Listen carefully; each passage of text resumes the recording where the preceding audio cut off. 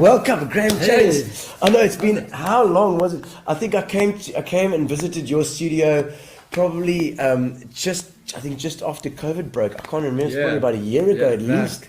Yeah. At least a year and a half ago, and it was so interesting coming into that building. It's the new place down at the bottom of I think that where your studio was there. Yeah, right below the fort. You still there? No, or you moved out there because it was werk or something. Yeah, it's still werk. Yeah, so my unfinished work is still there. Okay, it's in storage, so I pay a storage fee. Okay, all right. In any hook. In disgrace. It's very sad actually because it's now more than a year it's been frozen. Really? Okay. So we're all waiting, hopefully, that this funding comes from the government. The funding, there's always a problem with the funding. Yeah, and it's got very far. The whole project's 75% complete. So, there's hope, and they're talking, but I think it's just, who knows. I don't know. Yeah, and then of course, if you finish it and you do everything, you spend all that money and you do it, and then you sit with it for ages, so you've got to really... Hulle skuld my geld, redelijk baie geld. Ja, okay. Jy moet betaal, hoorie. Hulle moet betaal. That's the deal.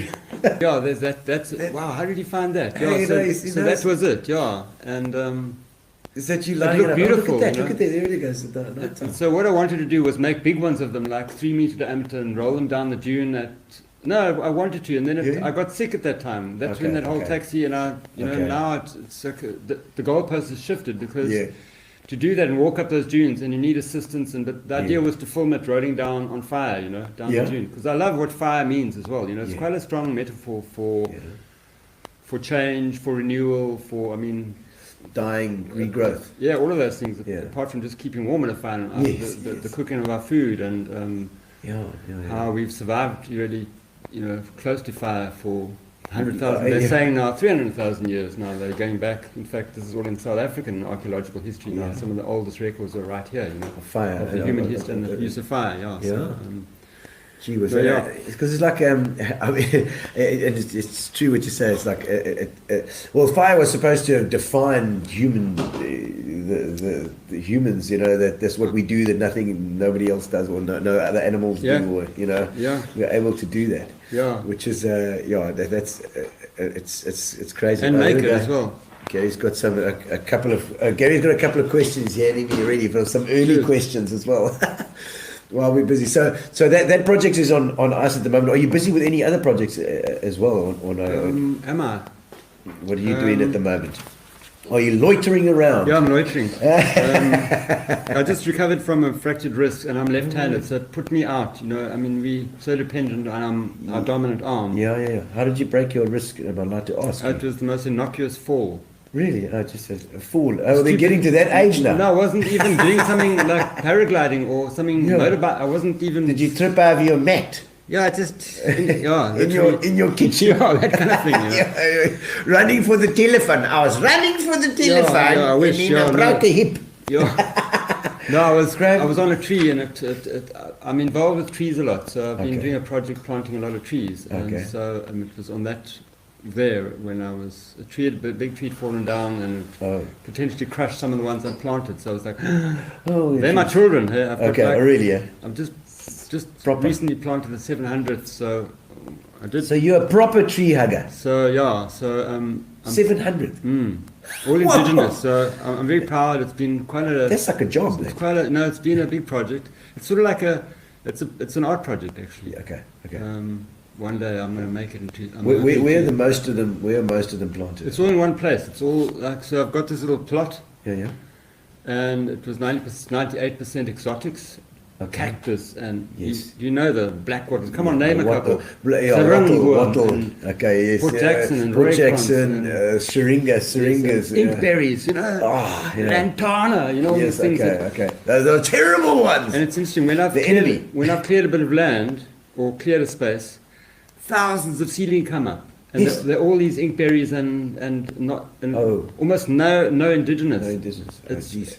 Because when they brought the indigenous trees here, they didn't come with all the what would you call it, the whole bouquet of insects that are part of them. Yes. Each organism has a whole gallery of things. Of course. We didn't see it like that when we brought those trees here. We just saw a tree, a person, a river, a mountain, but they're all connected, Yeah. So all those trees don't have the insects that will eat first the flower or the bud, and then the flower, or then the fruit. Yeah. and then the seed that develops. They don't need any of that, or the seedling, so that grows. So then they outcompete the indigenous. Everything. I know that the syringas just grow like mad. It was a complete jungle and cactus, and it's been very difficult. Is it even worth it? Kind of a question in a challenge like that. But I'm at the point now where the changes are very visible. Birds are coming that have never been there before, never been there, and I hear them. And it's, hey, what is that bird? I never heard that one before. Beautiful, man. It's like it totally floats my boat. I'm sort of thinking, hang on, that thing in the studio, banging away, a piece of marble. Yeah. No, I love it. I'll do it again. But that's an incredible gym and church for me, doing that stuff. But I'm busy at the moment with. I've been doing some little figures. I don't think but they've all been in the summer. What kind of figures? They're little sort of female figures. Okay. They often have a sort of hint that they come from this continent. Yeah. Okay. Yeah. And they speak a lot about maybe. You like to go. You like to say a lot with your works as well. You've got your. A lot of those were wind themed, so there was all these girls in the wind with the hair, so dresses flying. I've done a series like that. I don't know if Gary, you can find me those. But there's a bunch of those. Okay, we'll do them afterwards. Anyway, they're sort of in between things, because I'm actually a very divided person. I think we are in this country. We have two worlds living in one, more than any other country in the world. We're the most disparate. Yeah. And sometimes it saddens me to the point that I don't even know if I want to carry on. I go into places where it's a sea of shacks, people live in a box. Yeah. And then we have all these privileges, Yeah. And we've got to be thankful for those sometimes and not abuse them, but also I sometimes have a guilt there, and I battle taking that privilege and embracing it, because I worked very hard, I seriously have worked very hard for what I've got, Your weirdest habit? Oh, dude. Weirdest habit? No, I didn't. Good habits. I didn't include. Have you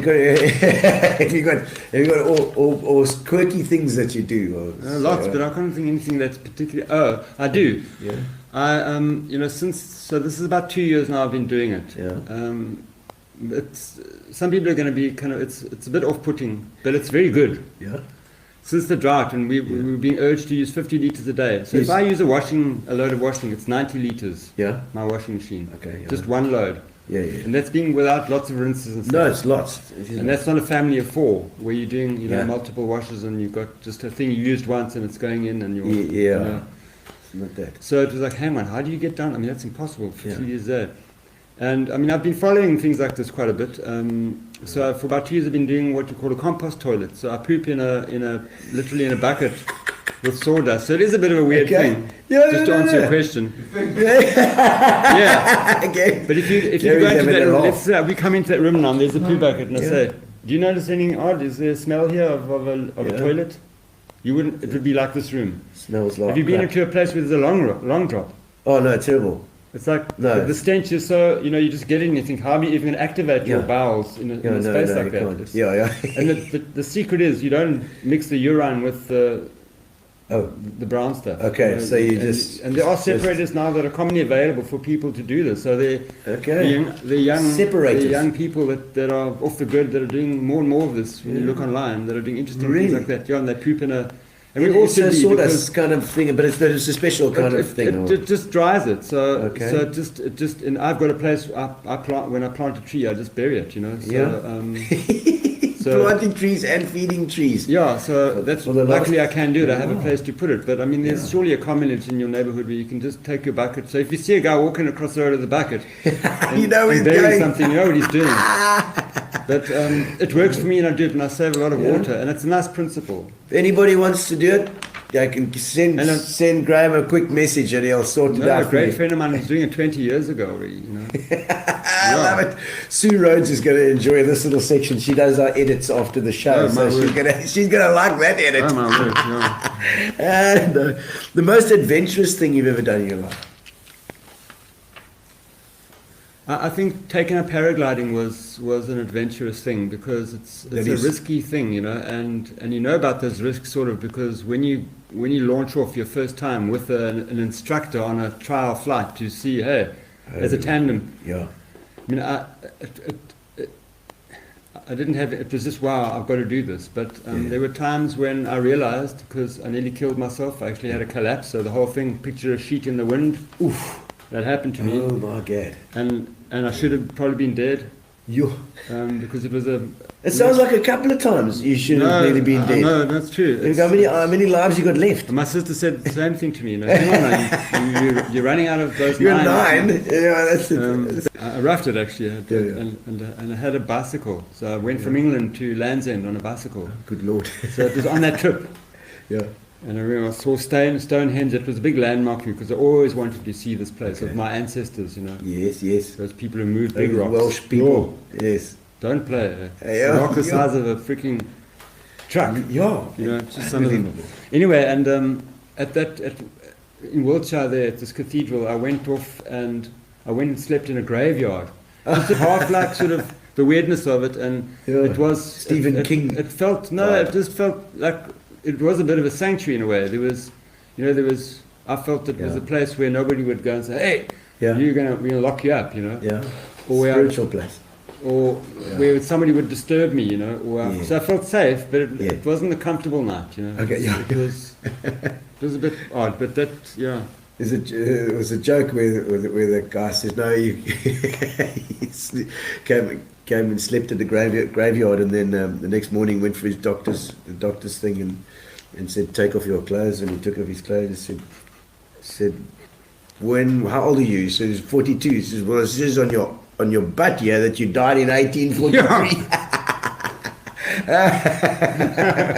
So you didn't have that on your emblazoned on yourself. No. But I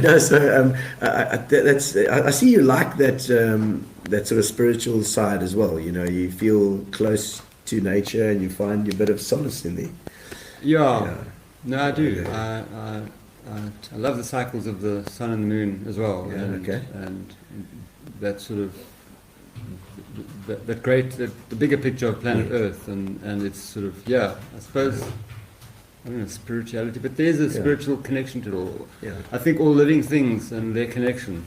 That's my sort of spiritual garden. It works as a whole. The whole thing. Yeah, and all of them. Yeah. So when that gets out of, so maybe my little project, I'm trying to put back what would have been taken away there. Yes. About 250 years ago. I like that. Great. Yeah, I like it. Yeah. Well, tell me about these ties that you got around your neck. Yeah, I mean, it's a big deal to walk into a place with some ties. It's very you've got a lot of ties.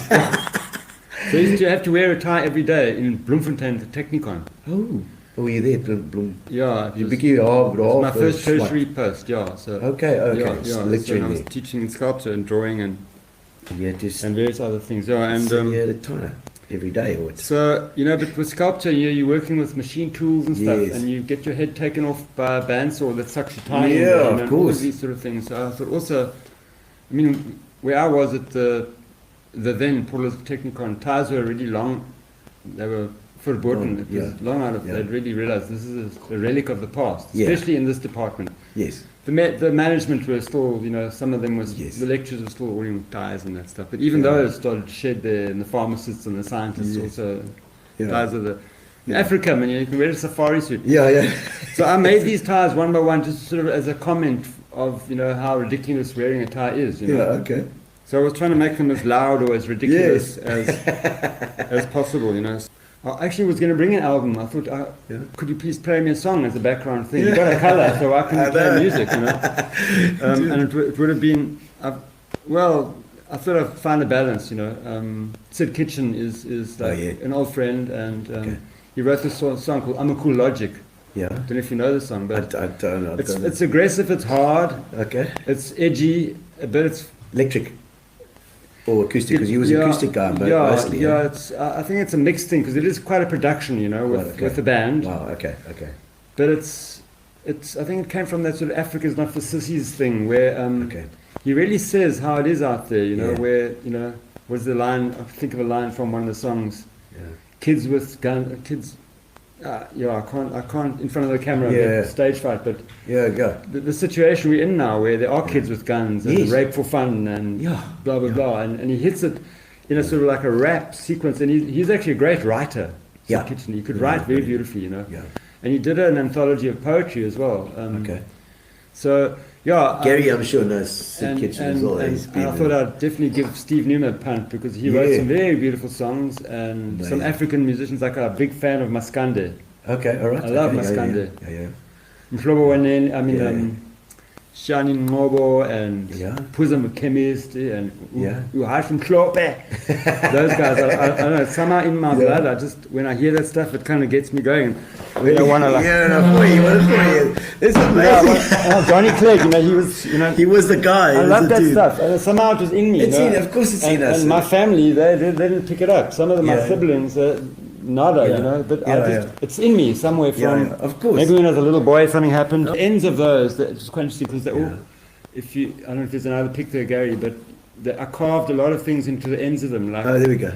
The common things that, like a toothpaste tube. Oh, I see that. So that's just the wood that's you carved that. Yeah. It looks so real as well. Yeah. So there are lots of them. I think if I get out of the way, there's a Tippix bottle there.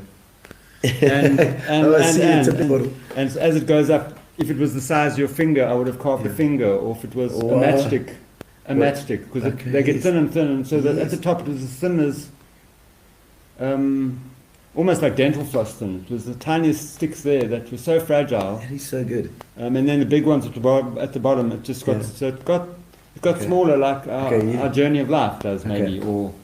In a sense, it loses the physical to gain the spiritual, in a sense, or whatever way you want to look at it. The rebirth thing. Yeah. So is that it looks like a theme for you, that keeps on bugging me, and keeps on, and I think it does with artists. I love that. They sort of like, you just look at them in a different way, and then you like that big one I did is a similar kind of thing. Yeah, that one, I don't know what inspired. I mean, I grew up with water and boats, and I've always been deeply fascinated by boats. Okay. So that's half of the seed of that one. Are there others there of that? What are those little things? So that was the inside of it. So it's built like a boat, like proper, yeah. But all the braces and everything. Yeah, and then, but also I'm playing a lot with seed pods because I love how seeds are such a. In a little seed that you can't picture. There's a seed there. Can you see it? Yeah. That little seed. Now in that seed is a tree that's 8 stories high. Yeah. That's that around, and its flower and its own seed in that. Yeah. I mean, how is it possible that that little crazy thing, and it'll take some trees they're not even mature in 100 years. They take even 100 years to even get to maturity. Some trees, The metaphor for everything. I love seeds as a powerful thing for the metaphor of life's sort of perpetuity, or it's and what you develop, something's daft, sometimes things are created and they go huge. There we go. Some figurines. That was done for Women's Day. The little Ellie. I don't know why it landed up here. Is that your seed? No, I made for a Christmas dinner. I made for, I think there were 10 people at dinner, and I made 10 little animals. This is artist for you. I just love you. In the cracker. So instead of because my mom used to buy these crackers as a kid, and I think as my dad not working from already when I was 4, by the time I was 10, you couldn't buy expensive crackers. So my dad, and then first the bang didn't go off. And then the whistle that was inside the cracker didn't whistle. Never. They were shitty things. Or whatever. The toy fell apart. Yeah. So my mum thought, no, plastic. You couldn't buy. They couldn't afford Harrods, imported crackers. Yes. No. And then you'd get that in the Harrods. My mum decided to just make little gifts. Actually, she bought little things like a nail brush, useful little things. And so that was a theme. And then I did when I was looking for my mum, I did a Christmas, and I decided I want to keep her tradition, and I made little things. Yes. And I made little animals in clay, and people loved them. It was all the family and all that. Yeah, for sure. And I got them to, instead of those lame things that sometimes go off, bang, when you pull the cracker. Picture now me doing it. Gah! It's allowed. So with these, what I've done is I say on the count of 3, it never really works, but then you've got to clap as you open the little gift. So they're all in little matchboxes. Those are all in matchboxes. So on the count of 3, each person, as you go around the table, 1, 2, 3, and the whole table clap as they open the gift. Classic. Just to make up for the bang. Yes. Okay. And then you smell the sulphur and all of that, Lovely. And then they open, and there's a little surprise. Oh, cool. That's brilliant. I'd like to go to a Christmas dinner with Well, Graham Jones, thank you so much for being on the show. It's been fantastic. And there goes Angela McGregor saying, hello, Graham, love your scarf, love to hear the backstory. Kathy Marsh, your work is beautiful, she says. She loves your work. Sophie. She's in Vienna. So in Vienna, she's giving you lots Vienna. Oh, Vienna. I love it. Oh, we love you. Oh, Vienna. Love that song. How's that? Bravo, she says. Thank you so much, Sophie. And Sophie, she says she got your dog. She's got your dog. She calls you dog, yeah. Okay. I got your dog here, Pam Fogarty. Oh, that's Pam. She used to be at the gallery. Yeah, she's at the gallery with my dear aunt. Yeah. With my Pam, I love you to see you, man. I think about you. What about those tuk-tuks? The tuk-tuks here for Terry. Her husband does the tuk